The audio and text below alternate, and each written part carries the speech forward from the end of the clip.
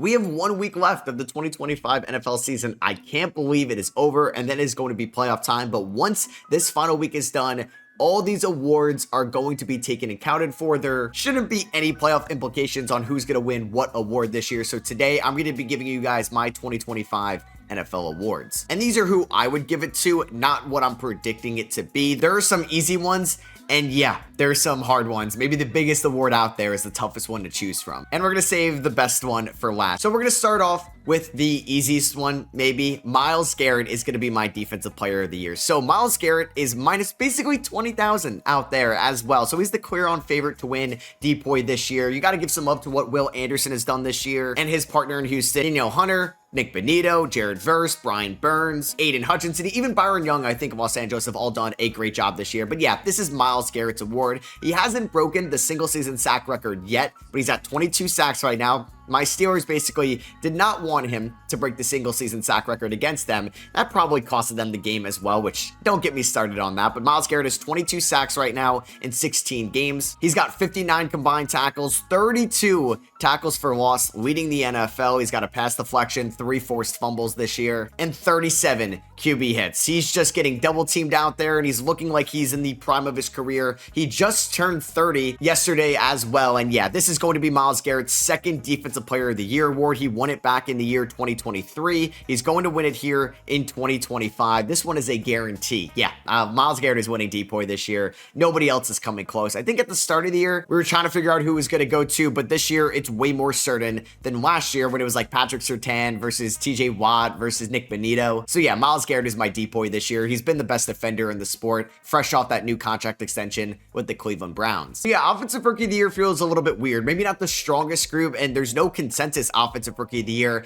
I mean, I kind of want to be a little bit different and give it to an offensive lineman. Like, I feel like this would be the year where an offensive lineman should win offensive rookie of the year. This should go to Armand Membu. This should go to Kelvin Banks Jr. And if I had to vote, I'd probably give it to one of them. I think it's time that we finally see the offensive lineman get some love outside the protector of the year award, but that's not going to happen. They're going to give it to a quarterback, a running back, a wide receiver, or a tight end. So I think it comes down between Ted McMillan, who is the favorite right now. You have Tyler Shuck. The one thing with Shuck, he's only started 8 games this year. He's looked great in those 8 games, but he's only going to finish with 9 games as a starter after week 18. That is just too small of a sample size. That is basically half the season to give somebody the offensive rookie of the year award. You had Emeka Egbuka at the start of the year, but then he kind of tapered off a little bit with his production. You have Jackson Dart as well of the New York Giants. He's just had too many injuries this year. I'm going to end up going with Ted McMillan, and I don't really feel great about it. Like I said, this would be the year. I'd be completely fine if it went to Armand Membu, Tyler Booker, or Kelvin Banks of the New Orleans Saints, but I do think it's just going to go to a skill position guy. I don't think Shuck has played enough this year, and I don't think Dart has also played enough, or at least has been good enough, where it's just going to go to Ted McMillan, who is going to play week 18, and the Panthers have something to play for. If he does get 71 yards, he will eclipse 1,000 yards this year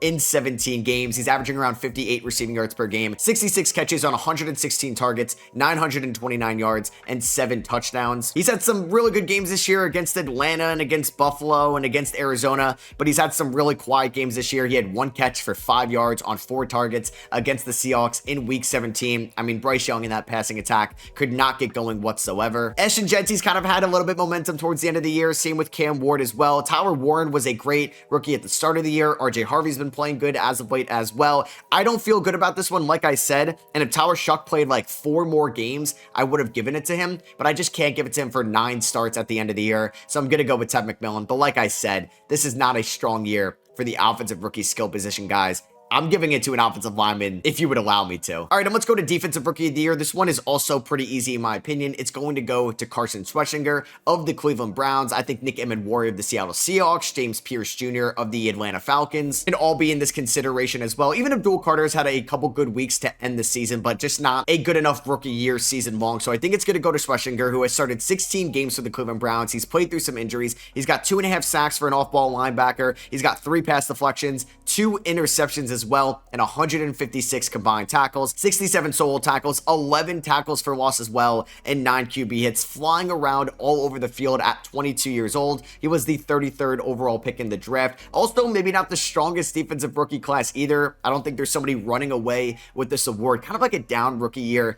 in general compared to 2024, 3, 2, 1, and 2020. Like, I would say this is probably the weakest draft so far in the 2020s, at least in their rookie seasons. But yeah, I'm going to go Carson Schlesinger as the defensive rookie of the year winner. And he was the second Cleveland Brown drafted defensively. It's not going to go to Mason Graham, who they took with the 5th overall pick. It's going to go to Schlesinger. Great season out of UCLA. Now let's go to offensive player of the year. I think this one ended up being a little bit easier than I thought. I think at one point this year, I was like, this could go to Jonathan Taylor. He might win MVP. This could also go to Puka Nacua, who's had a great year. A little bit of a down middle part of the year. He got injured, but still has almost 1,700 yards through 15 games this year. He could win this award, and I wouldn't be upset with that. You could also give it to Christian McCaffrey, who's kind of been carrying the 49ers offense this year. Brock Purdy's been hurt. George Kittle's been hurt. Same with Brendan Ayuk, who hasn't played this year. Ricky Pearsall's been hurt. Jawan Jennings has been hurt, but Christian McCaffrey has been a staple. Over 1,100 rushing yards, 10 touchdowns as well, and has just been a monster in the receiving game for the 49ers this year. He's got about 96 catches on 890 yards. He could theoretically eclipse 100 catches and 1,000 yards as a running back this year. If he somehow did that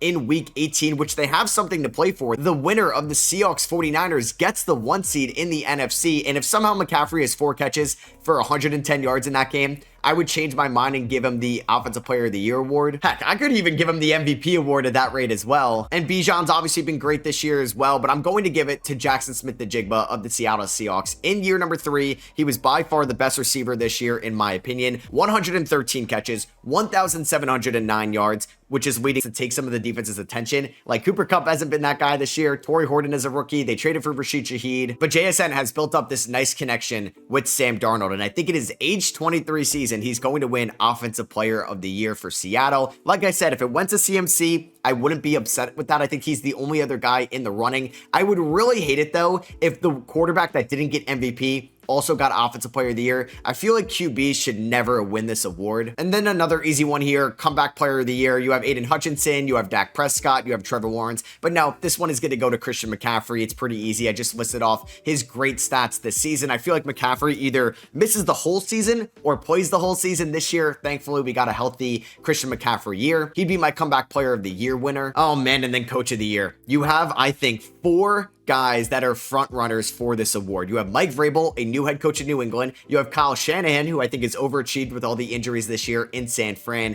You have Mike McDonald of the Seattle Seahawks, who could get the 1 seed in the NFC with Sam Darnold. And you have Liam Cohen of the Jacksonville Jaguars. I think all 4 of those coaches deserve to win this award this season. It's still up in the air who could be the 1 seed in the AFC, and you can even throw Sean Payton's hat into the ring as well. I mean, the Patriots and the Jaguars were both picking in the top 5 in the 2025 draft, and both of those teams at least won 12 games this year. The Pats could have 14 wins at the end of the year. The Jaguars could have 13 wins at the end of the year. The Seattle Seahawks just missed out on the playoffs last year. They can get the 1 seed this year in 2025, and they could have 14 wins at the end of the year as well. I think Kyle Shanahan has done a phenomenal job. This one could also be the toughest one to give out. Like, I want to give it to Liam Cohen. It's just tough when Mike Vrabel could be the 1 seed in the AFC. Mike McDonald or Kyle Shanahan will be the 1 seed in the NFC. And I feel like sometimes these new head coaches really take control over bad or maybe dysfunctional franchises. And it felt like the Pats were heading in that direction with Gerard Mayo. The Jaguars have kind of always been dysfunctional, and they move on from Doug Peterson, and now they have Liam Cohen, who has done a phenomenal job this year. But I kind of want to give it to Kyle Shanahan, and that's what I'm going to give my Coach of the Year award to. Like I said, if it's Vrabel, if it's McDonald, if it's Cohen, if it's Ben Johnson, if it's Sean Payton, I'm okay with either one of those guys winning it. I think it's an elite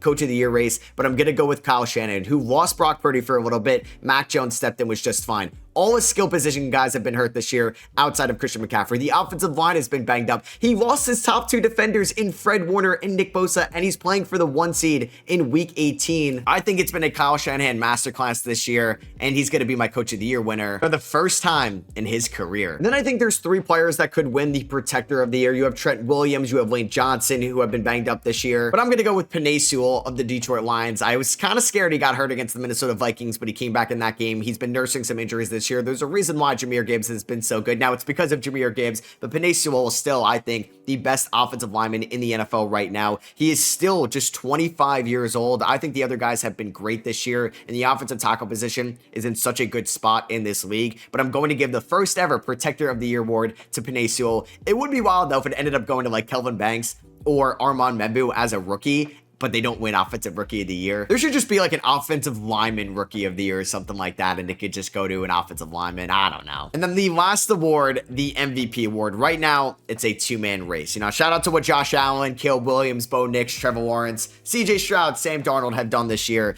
It's going to come down between Drake May in year number 2 or Matthew Stafford, the veteran, the Super Bowl champion in Los Angeles. Now, if you asked me this a couple days ago, I'm probably giving it to Matthew Stafford. But after the loss to the Atlanta Falcons, it hurts a little bit. He's lost to the Carolina Panthers this year. He's lost to the Atlanta Falcons this year. And when you look at these guys side by side, it's incredibly difficult. Both of them have played 16 games, Drake May, and the Pats are still going for the 1 seed in the AFC. Matthew Stafford and the Rams are not getting the 1 seed in the NFC. Drake May is 13-3. Matthew Stafford is 11-5. Drake May has a 71% completion percentage to Matthew Stafford's 65%. Matthew Stafford has about 200 more passing yards than Drake May. He's got 12 more passing touchdowns. They're about equal in interceptions right now. Drake May's got a better passing rating. He's got 400 more rushing yards, 4 more rushing touchdowns. But Matthew Stafford has played much tougher competition. You can make an argument the Patriots have had the easiest schedule in the NFL this year. But when you look at them against their common opponents, which is pretty much Carolina, New Orleans, Tennessee, Tampa Bay, Baltimore, and Atlanta, Drake May is 6-0 against those 6 teams. Matthew Stafford is 4-2 against those 6 teams. And their numbers are fairly identical in terms of passing yards, passing touchdowns, but Matthew Stafford does have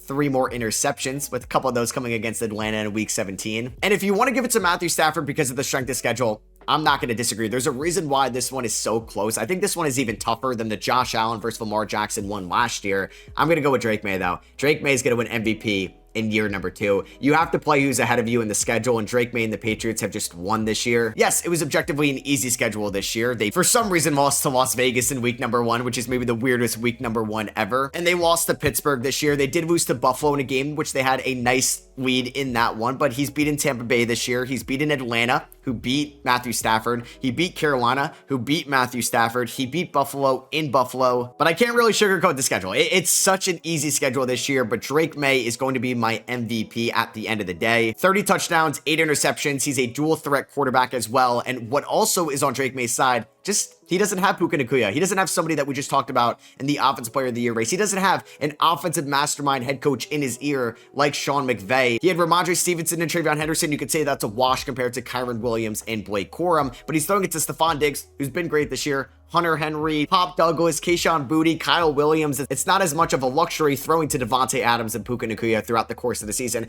Like I said, though, you want to give it to Matthew Stafford, that's fine with me, but I'm going to give it to Drake May.